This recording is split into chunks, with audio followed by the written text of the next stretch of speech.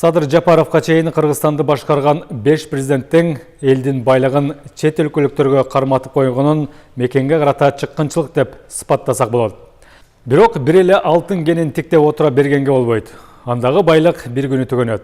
Кумтөргө болгон көз карандылыкты жоюу үчүн башка стратегиялык ири долбоорлорду ишке ашыруу зарыл. Акыркы жылдары өлкөдө өндүрүштөр жанданганынан кумтөрдүн ИДПдагы үлүшү азая баштады. Бұл алтын қазған компаниянан кирешеси төмөндөдү дегенди билдирбейт. Экономика өсүп жатканынан кабар берет дейт эксперттер. Мурдагыдай болуп кумтөрдөн канча түшөт деп алган эмес, акча таппай калганда канадалыктардан салыкты алдын ала жыйнап, көзүн караган заман артта калды. Бийлик кумтөрдөй болуп элди бага турган бир нече долбоорлорду ишке киргизүүгө аракет кылууда. Кызыл омпол кени иштетилип, титаномагнетит алынса, Борбор Азия боюнча эң чоң лыжа комплекси курулса, Кытай, Кыргызстан, Өзбекстан темир жолу салынып бүтсө, алтын кенден түшкөн каражаттан алдаганча көп киреше алып келе турган булактары пайда болот. Ошондон улам алдыдагы 5 жылды өнүгүүнүн экинчи этабы деп атап жатышса керек. Теманы Рахат Жаныбекова улантат.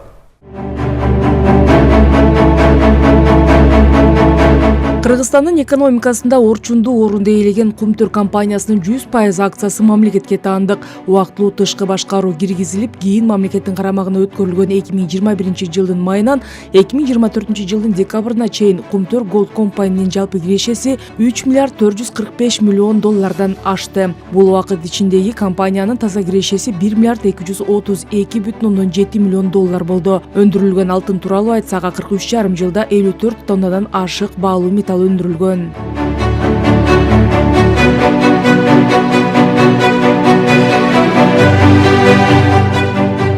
Бүгүнкү күндө Кумтөр Голд компания динамикалуу түрдө өнүгүүдө жана бир нече амбициялуу долбоорлорду ишке ашырууда. Жер астынан алтын казуу, тогулук алтын кеништетүү, жаңгарт жана Кара Сай коёнду аянттарындагы геологиялык чалгындоо иштери жүрүп жатат.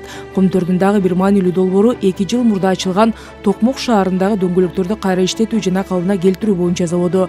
Бул Кыргызстан үчүн экономикалык гана эмес, экологиялык дагы зор мааниге ээ. Тоолок кенин азыр биз технологиялык изилдөөлөр жүргүзүп атабыз. Азыр техника экономикалык негиздөө жана мындай каз иштери болуп атат. Аякта жолдорду салынып атат, мындай площадкалардын чалгындоолордун иштерин жүргүзүп атабыз. Инфраструктура ошолорду карап атабыз. Кайсы жеринде завод курулат, кайсы жеринде хвостохранилище болсо, хвостохранилище, кайсы жеринде болот, башка инфраструктураны караштырып, долбоор түзүлүп атат. Бул Кумтөргө да ишканасына бул жардамчы болуп, анын өндүргөн алтынын көбөйтүп, кирешесин көбөйтөт. Белгилей кетсек, экономикалык жактан Кумтөрдө эле мамлекетке пайда алып келе турган дагы бир ири долбоор башталуу алдында турат.